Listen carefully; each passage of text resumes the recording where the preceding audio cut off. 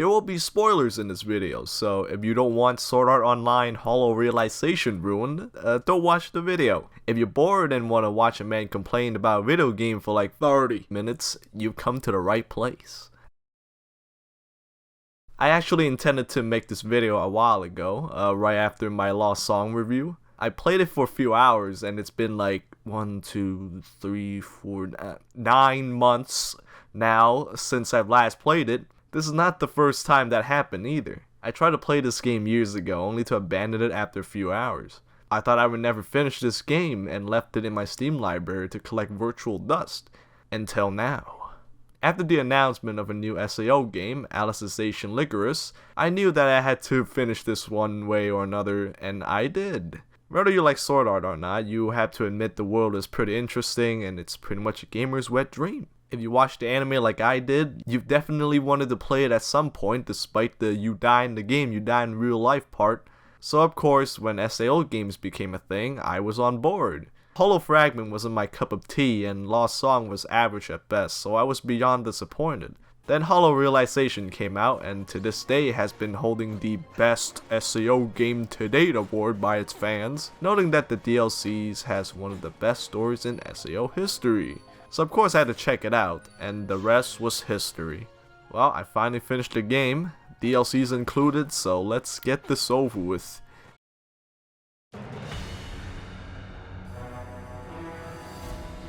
Hollow Realization is developed by Alcuria, the people behind Hollow Fragment. Right off the bat I got some bad vibes because I didn't like Hollow Fragment at all. It was ass, so I was worried when I first played.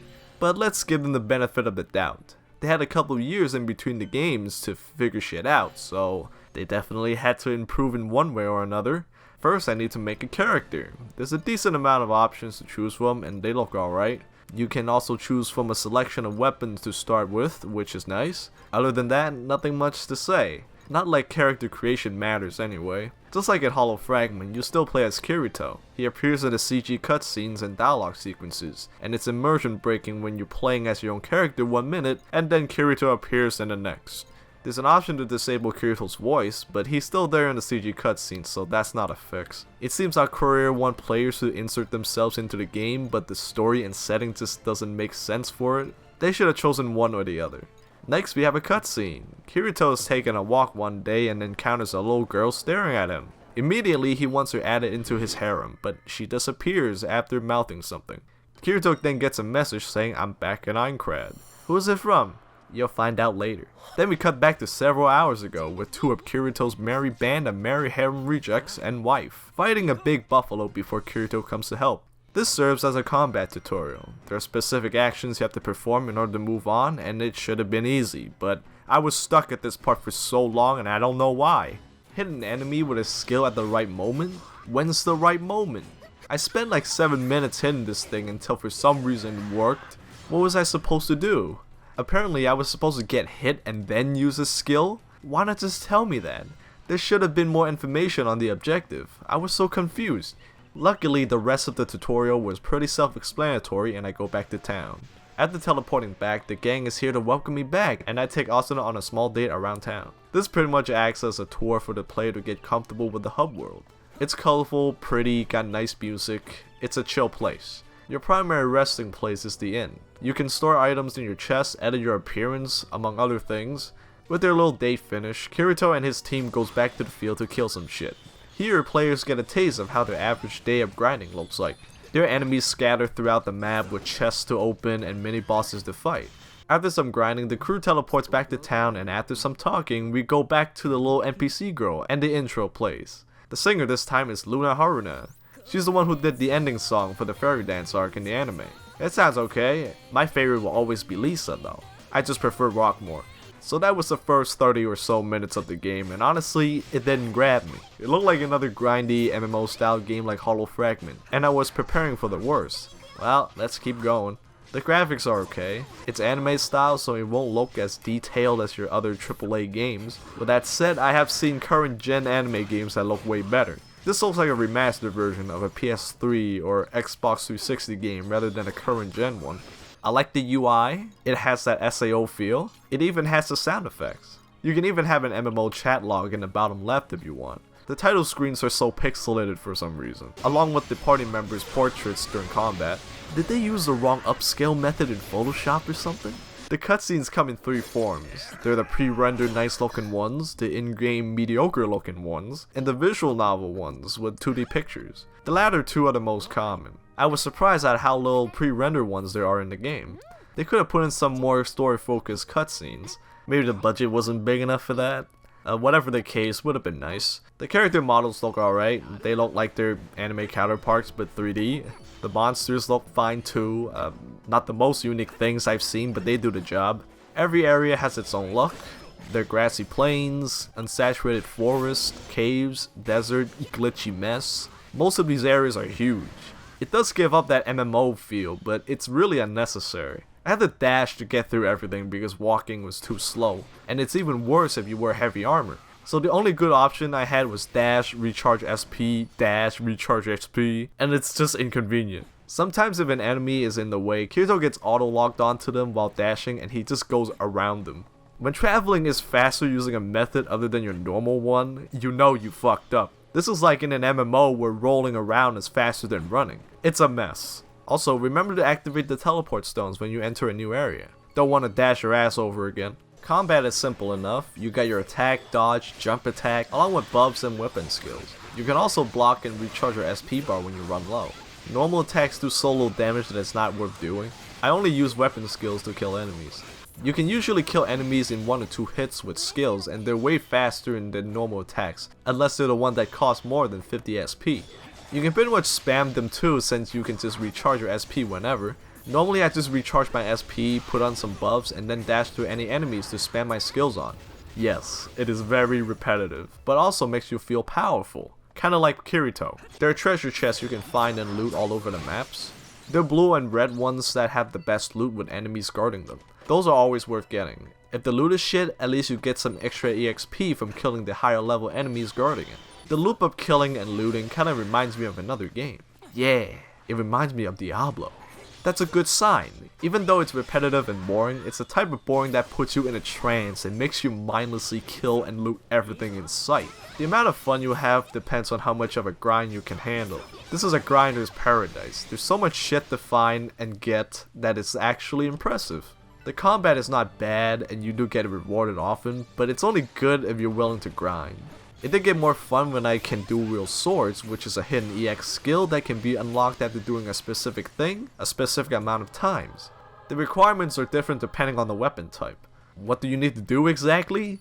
Who knows? For my research, it's mostly just using a skill a certain amount of times plus unlocking a certain skill, continuing the trend of not telling the player shit. It's a shame too, since these EX skills make you feel so much more powerful and eases the monotony of everything, so do some research before playing. Weapons and armors can be upgraded at Elizabeth's blacksmith shop in the market district. You can enhance them with better stats, or transform certain weapons to give them better base stats before upgrading them further. But why do I have to unequip my shit before upgrading? There was a sword I had that could be transformed so many times, but because I didn't unequip it and didn't see it on the transform list, I thought it couldn't be transformed.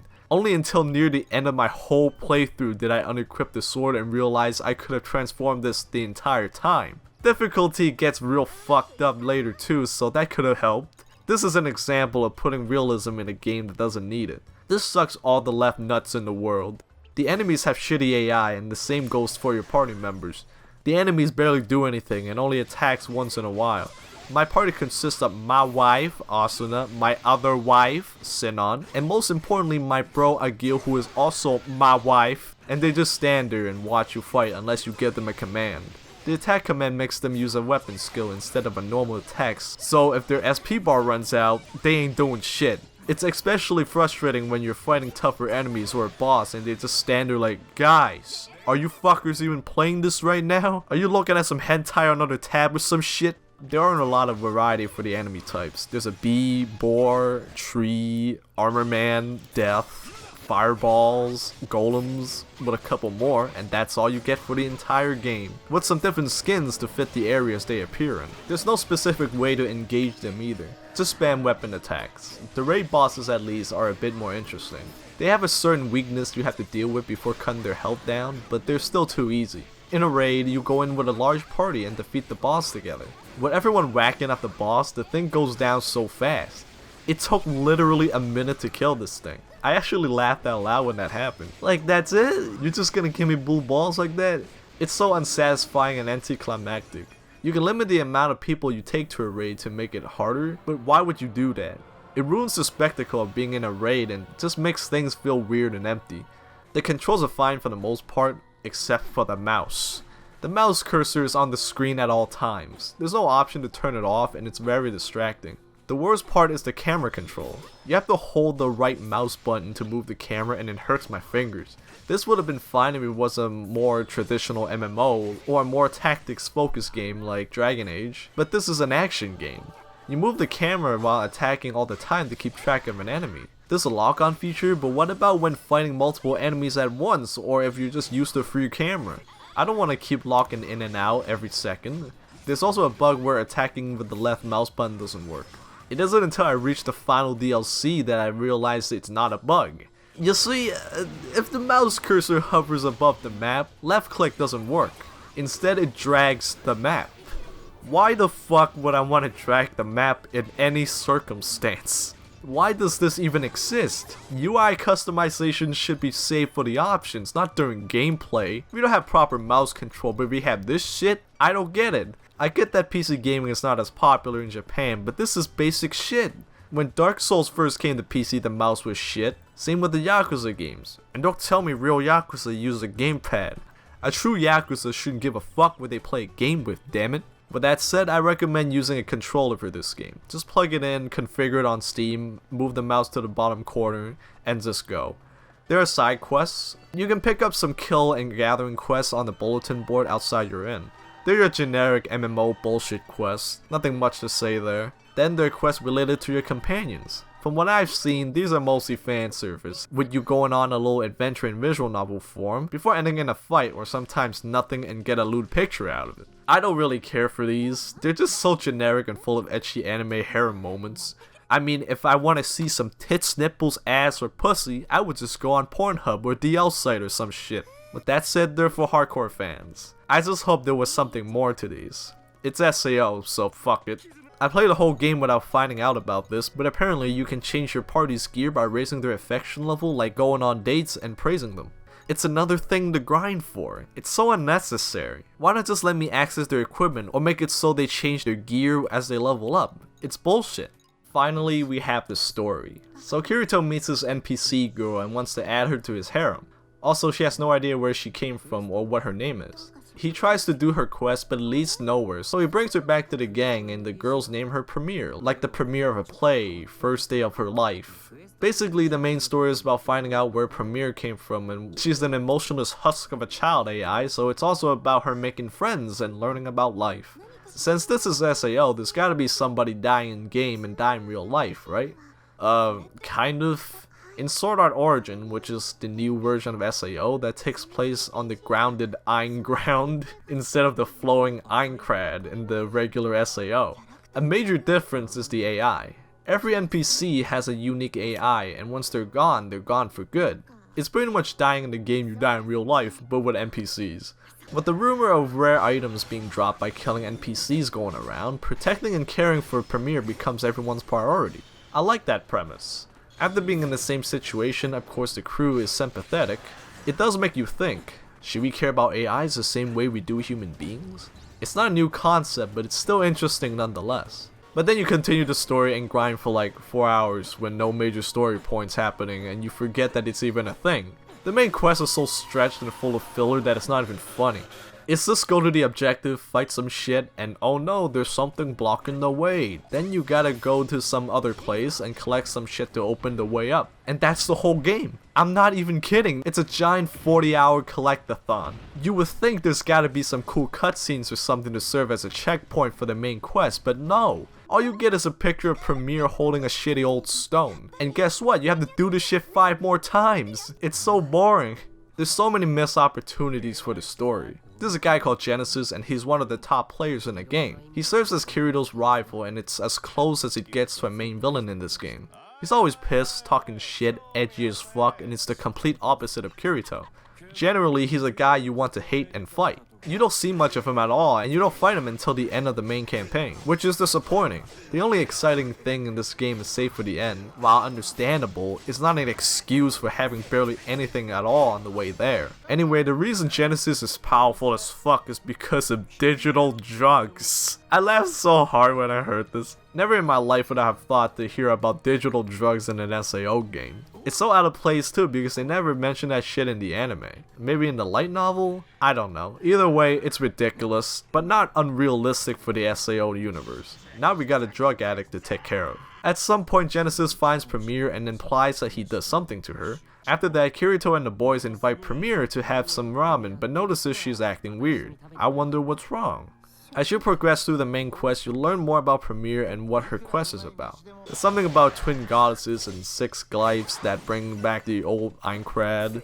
But the thing is, if Aincrad comes back, it's gonna destroy the whole game because the code's gonna get fucked. Then why did you even make this game, dude? At least take care of this shit before you let people play. Well, it's very unlikely that players would find this out, but there's a group that just did.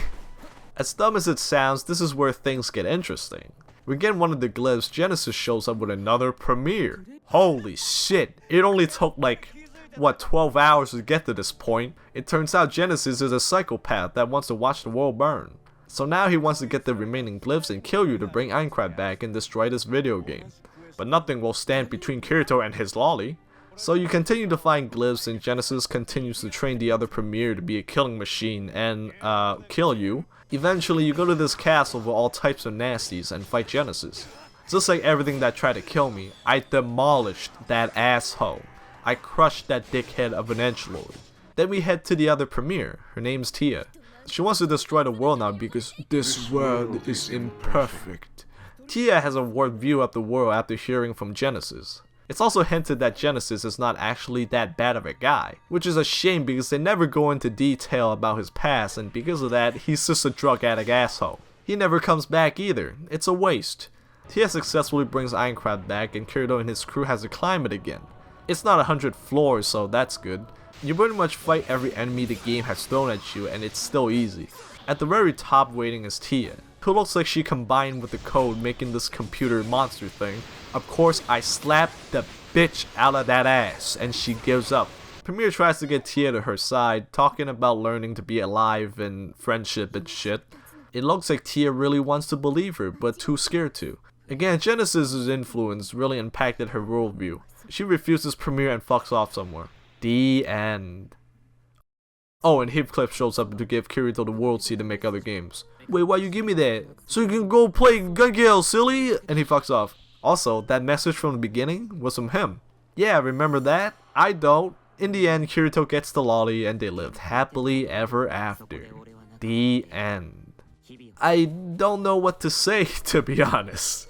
That was such a mess. Any good that came out of this game gets instantly butt-fucked by the negatives. Everything feels mediocre and unpolished. There's so many wasted opportunities. It's so disappointing. But it's not over yet. There's still some DLCs to cover. Hopefully they're at least a bit more fun than the main game. First off, we have Warriors of— Oh, goddammit. Kirito, you trying to give me a heart attack? Why did you turn your head like that? Jeez. Anyway, there's one new area to play through and it introduces duel mode. It's basically a 1v1 mode against mini bosses and you level up your duel rank. The DLC has to go through the entire map doing these duel trials. You get some nice equipment out of it, but that's about it. It's not very interesting, very forgettable. The only noticeable thing was the level of the enemies. They're at least 10 or more levels than you and it does bring the difficulty up a bit, but they're still easy to handle. There's a little tease at the end with a mysterious character. Oh boy! I wonder who she is. Next up is the major DLC, Abyss of the Shrine Maiden. This is split into 3 chapters, each with their own new area to explore.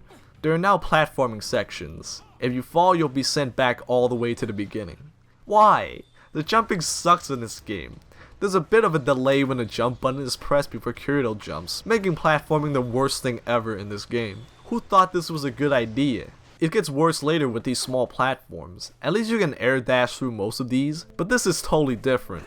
It goes upwards so you can't dash through, so you better be the master of Mario or some shit. The enemies are even stronger in this DLC. They're like 20-30 levels above you. That's not a problem in and of itself, but now you can't get the red chests anymore, and since the equipment the shop sells sucks big ass, getting new equipment in chests is the only viable way to stand a chance against enemies. Because of all this, I can barely do anything against most of them. It's like they forgot to balance this shit. I have no choice but to grind for a bit and use cheap tactics, and it just feels overall shitty to play. So here's the story. There's a rumor going around about a female NPC roaming about this new area, so the gang decides to check it out. Meanwhile, Premier's been having headaches and they don't know why. At the same time, we also cut to this mysterious female NPC and see that she also has headaches. Oh boy, I wonder who she is. This NPC also talks about going to destroy her destiny and the future is bleak and shit. So you go around looking for the NPC and the objectives are the same as the main quest. Go there, find something blocking the way, go to these places, and find these things. The areas are so huge and full of over-leveled enemies. I was so lost and had to use a walkthrough for this whole DLC. Thank fuck for Gamer Turk. Once you make through these labyrinths, there's a raid with a big scorpion man boss, and this is one of the longest boss fights I've ever had in my years playing video games. It took me 45 minutes to kill the thing. I don't know if we're supposed to take that long or if my gear was too underleveled. It's good that a boss actually challenged my endurance and skills and not whatever the main game had, but damn dude, that's a long time. This is one of the reasons I avoid MMOs with raids, which is like all of them. After I was done, my chair became a swamp of ass sweat and tears. That was by far the most exciting thing in this game. Next we encounter the mysterious NPC again, and once again she has a headache, but this time she gets distorted for a bit and reveals that she was Tia all this time. Oh boy, who would've thought? Tia replies she wants to destroy her destiny and teleports out. What is she talking about? Who knows? That was really shit. All that collecting and scavenging made me frustrated out of my dick hole. The raid was a nice change of pace, but everything else still suffers from the same flaws as the main game. I was ready to call it quits at this point, but I guess I'm a masochist, so here's chapter 2. I just had to know what happens. I came too far to back out now. Chapter 2 begins with a flashback. It shows Tia from when before she met Genesis, going through the same empty quest as Premier from the beginning, with some random players. We see her disappointing them with a measly reward and being chased by NPC killing players from when that rumor started. Then she hits us with this line: "Does this world even need me?" That killed me. I'm not kidding, that broke my heart. An existential crisis is as human an emotion gets, and we can all relate to it. For an AI like Tia to have those emotions make her just as human as the rest of the characters. All this stuff about destroying destiny is her trying to become something more than her old self. Something more than just being a generic NPC giving out crappy rewards. At the end of the day, that's all that matters. To have an impact on those around you. To achieve something greater every day. To be your best self. I actually care for her now. Which is something I didn't expect. Too bad the rest of the game isn't as good. So there's more collecting and shit with some platforming. Then you have to get these charms where you have to switch them in order to figure out a puzzle to open doors. But why in the holy mother of nipple piercings do I have to go back to do this shitty platforming thing to get to the temple to switch charms every time? Just give me all of them at once. This is so tiring and it's such a waste of time. Eventually the gang meets with Tia, then Kirito ends up fighting her and they fall off the bridge, because fighting on an icy slippery bridge is a bad idea. After waking up, they have a little bonding moment, fight some monsters together, and Tia starts to open up a bit. That was a nice wholesome moment there. It's boss time. We got a wolf thing with blades on its arms and head. Hey, that's actually pretty cool. The fight was actually tolerable, balanced, and kind of fun even. It still took like 40 minutes to beat though, because it involved a lot of waiting around for the weak points to show up. Not bad, could be better. That was chapter 2. While the repetitive gameplay and boring objectives are still here, they really developed Tia into a more relatable character, and the boss was cool to fight. Definitely an improvement. Next! Chapter 3 starts with Tia going into this glitchy looking area with the gang following shortly after. Guess what? There's even more grinding and collecting shit. Who would have thought? Anyway, we head to this red dungeon place and find Tia having some headaches again. Premier tries to use the power of friendship and Tia warms up a bit again until she gets slapped by a golem. So we fight the golem in the worst way possible and still won. Okay, I swear the game gets more broken the longer I play. Finally, Tia is now our friend and can now be added to the party. Then we find this black hole thing that we can't cross and discover that we need to shoot this thing with special crystals from the cannons on a ruined battleship.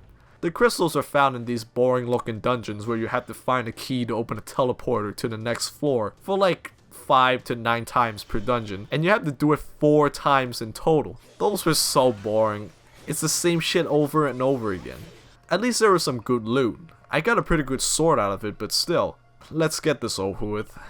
We get to the boss guarding the thing that causes headaches and fight it a little bit, but realize it's too strong and back out. There's an emergency announcement stating the game will be down for maintenance. The admins knew the singularity is causing some problems, so they want to take care of it.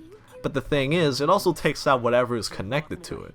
Which means if Kirito doesn't get to it on time, Premier and Tia will disappear forever. So of course, they gather some players to raid the boss. The boss is okay, it's the fastest one to beat, but it wasn't as interesting as the other 2 in the DLC. After the fight, the maintenance starts. As each player starts to log out, Kirito worries if they made it in time. Premier and Tia assures them that they'll be okay, and we fade to the ending. Kirito and the gang are having a picnic and is later joined by Premier and Tia. They made it, and they lived happily ever after. The end. That was long. Way too long. This DLC may have added a lot of content, but it's not good content. It's just stuff that's already been done before in the main game, but it was even more frustrating to play from adding unnecessary platforming and those dumb charms. The story, while it's good and I liked how they developed Tia as a character, was painfully stretched over the course of 17 hours. This whole DLC is the length of the main game, and the story can be told within a small fraction of that time. It just feels really bloated, and that's a shame. Was his max level increased to 300? There's more of this? Alright, let's go. Fuck it. This time we have to take Yui to a fruit stand to buy and eat some fruits, and... holy shit. What was that? That was awesome. It just straight up hits you in the face and slaps your ass cheeks and said shit's fucked up now, bitch. What is this all about? So we arrive at this deep dungeon thing to figure out what's happening to the NPCs, and... this is more of those infinite Ouroboros dungeons. No, fuck you. I'm not doing this again. I'm out. Sword Art Online Hollow Realization is a frustrating mess of a game that broke my heart with plenty of missed potential and awful gameplay decisions. The combat and gameplay loop, while fun at the beginning, becomes really dull by the end. It is made even worse by the repetitive quest objectives of collecting shit over and over again. This is the definition of insanity. The mechanics that they just don't tell you about. What the fuck is skill fusion? How does Enigma Order work? They didn't teach me anything. The story gets better towards the end, but it's filled with missed opportunities. Genesis was just there to fill the asshole villain role, and even though it was hinted that he wasn't as bad as it seemed, they didn't go through with it. They could have taken him out and focused more on Tia instead. She actually had a relatable goal. Again, it's a waste. I can't recommend this to any casual players. It's sad to think that this is the best SAO game by the fan standards. I mean, I prefer the next one, not that one, over any of the others, but what do I know? If you don't mind any of the flaws I pointed out and you're a fan of grindy games or a big SAO fan, sure, why not? Give it a shot. Just remember that if you want to get the most out of it, go look up some tutorials on YouTube about the mechanics and be patient. It takes a lot to get into this game and it's not worth it in my opinion, but you know what? Like a wise man once said, one man's cum bucket is another man's protein shake. You might get something out of this that I didn't. That's just life. I'd rather play Mars Warlords, to be honest. Well, that was my take. Have fun, stay safe, and don't loot any more small businesses. Thanks for watching. I didn't intend for this to get this long. I just had a lot to say about the game and wanted a good SAO game for once. While I did like Fatal Bullet, a good traditional SAO experience has yet to be made. Let's hope Alicization Licorice is better. What am I doing with my life?